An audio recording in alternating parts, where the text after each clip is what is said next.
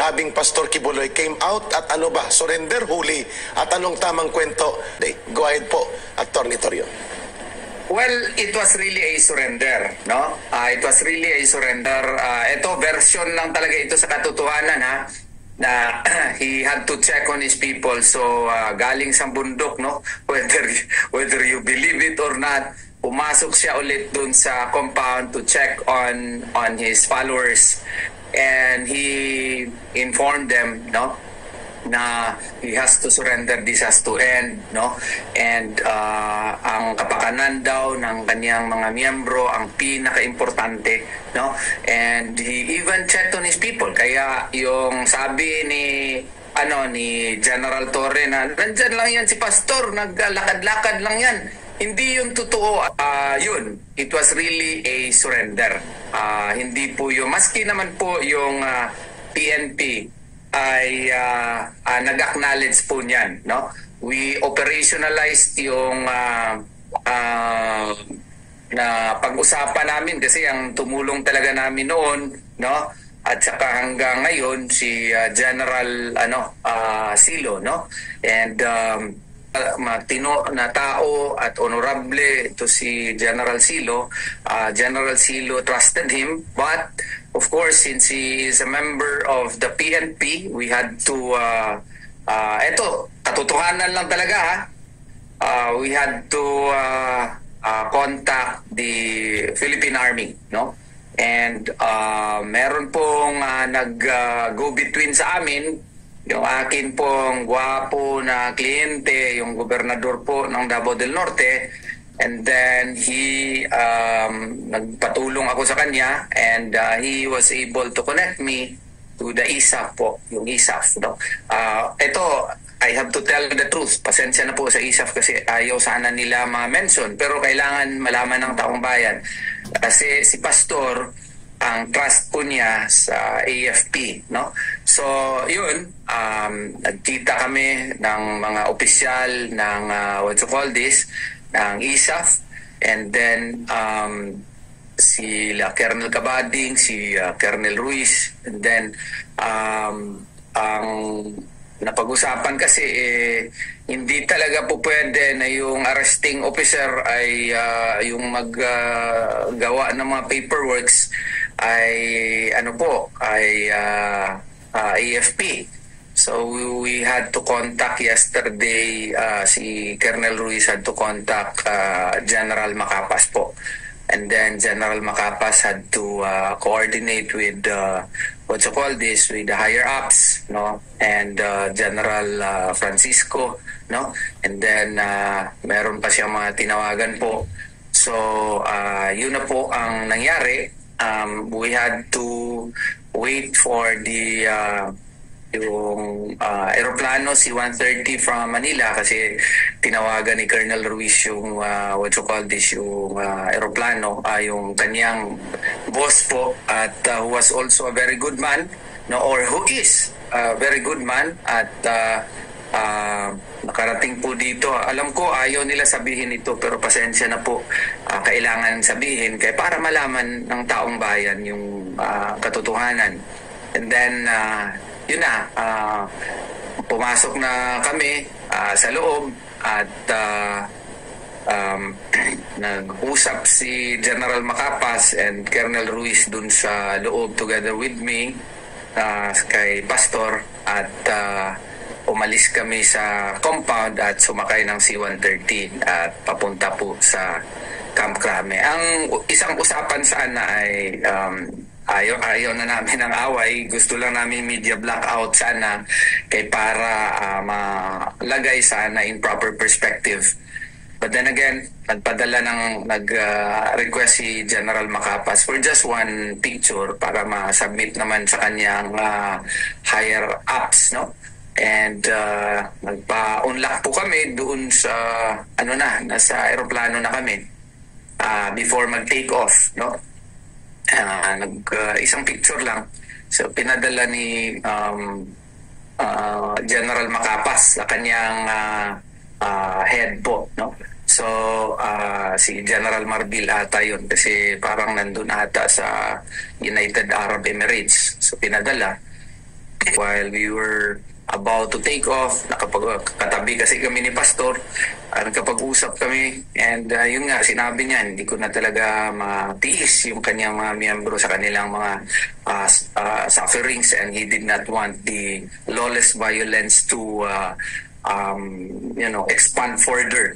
And he wanted to end it, and he wanted to do the ultimate sacrifice. So after September 7, I don't know how he did it. Pumasok siya doon, and then he met his he met his leaders, no. So as to how he did it, hindi na ako nagtanong po. So hindi totoo na nagtago si Pastor sa bunker at tunnel, at hindi totoo na gumawa ng kanilang bunker the way it is now being presented. And huling bahagi ng tanong ko na yon ay hindi alam ni Nick Torre all along na nandun na si Pastor sa loob, na nagkakaroon na ng proseso ng surrender, and up to the final moment na siya po ay nasa custody na ng authority ng AFP at PNP, Nick Torre and Abalos were out of the picture all along. Tama po ba ang aming kuha? Ayun po ang katotohanan, no? Kasi kung sasabihin niya na ang totoo talaga, maski nga nung nag-uusap na kami ng ISAP at saka ni General Macapas, no? Initially, hindi pa po niya alam. Nung naset na, of course, si General Macapas had to call him, no? So, kasi siya yung, doon pa lang niya nalaman. Pero, even during that time, maski si General Macapas, hindi alam mismo kung saan talaga doon, no? Until we get inside. Honestly, hindi ko rin talaga alam kung saan mismo doon sa, compound. Kasi yesterday morning ko lang nalaman na nandun siya sa compound. And nagbalik siya doon sa compound. And si General Macapa, si Colonel Ruiz, no, nandun lang sa Anipay, no, hindi namin alam yung specific location niya. Nung pagpasok lang namin sa KOJC, no, doon pa nga kami sa King's Chow muna.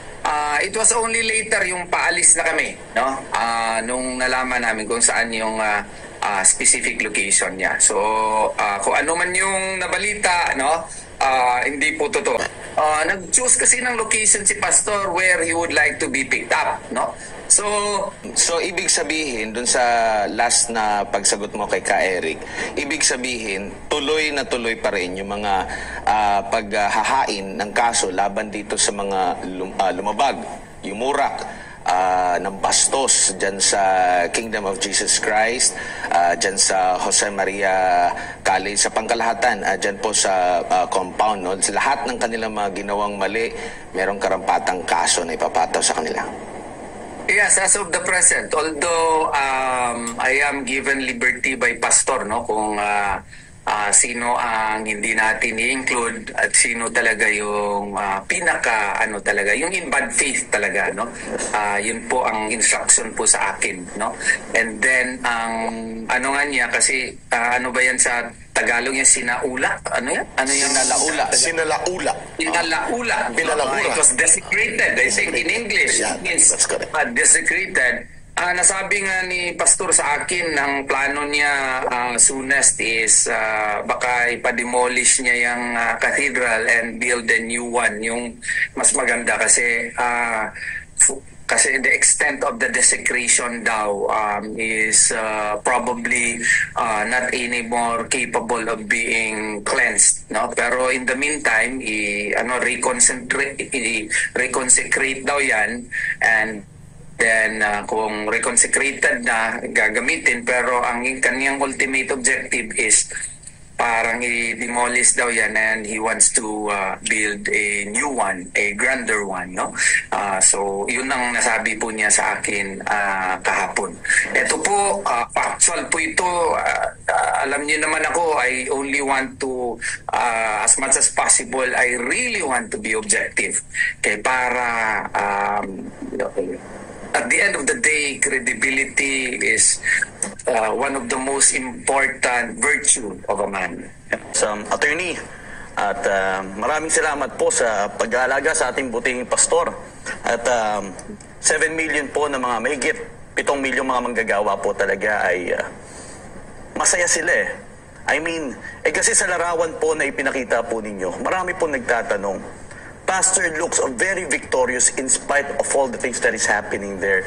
Nakita po nila sa mga mata ni Pastor, sa ngiti ni Pastor, na it's like Pastor's really proud of all the things that the Philippine National Police did to the kingdom citizens. They never retaliate. It's like, I don't know, that's how it seems kasi sa larawan po ni Pastor at marami din pong nagtatanong. Kamusta naman po ang ating buting Pastor? Well, amazing, no? Amazing. Yung sinabi nga niya sa akin, Attorney, binisaya manggod, no? In Bisaya. Hindi ko ka anto sa ako ang mga followers in town ba, no? So, ibali ko sulo dito niya. Ang uban, wa man kita na ko.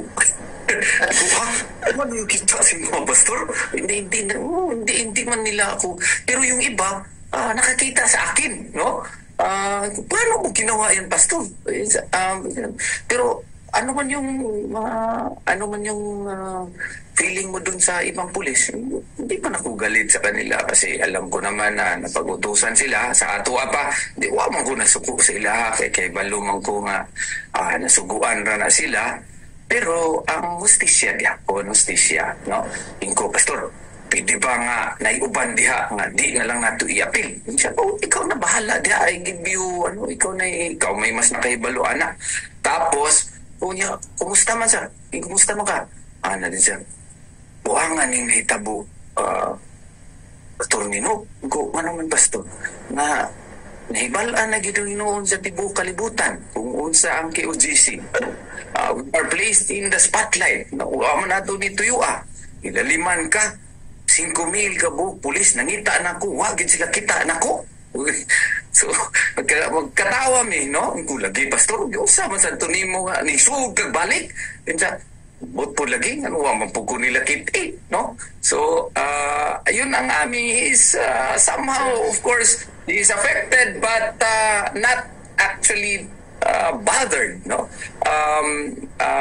Siguro ang ma-explain ko yan yung total faith to the great architect of the universe. Right. Yun ang possible explanation ko lang dyan. Factual ito yan talaga ang nangyari at sinabi sa akin. Thank you so much, Attorney, sa informasyon.